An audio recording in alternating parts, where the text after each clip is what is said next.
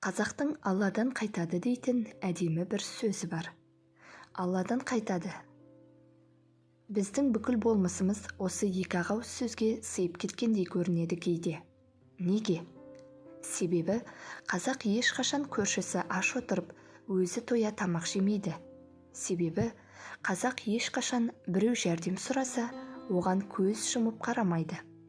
Қазақ ешқашан біреудің нанын тартып алып, олардың көз жасына қалмайды. Қазақ ешқашан алақан жайып, қайыр сұрап отырған жандарды айналып өтпейді. Жоқ дегенде оларға жаны ашып, ішінен дұға жасап өтеді.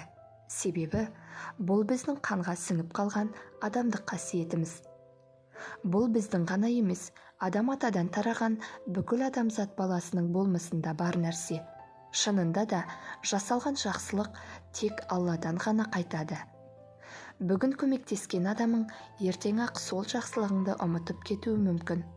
Ал Алла есепке жүйрік, барлық нәрсені білуші, әділетті және жасаған жақсылығыңның сыйын еселеп қайтарушы. Мақсат Ысқақов.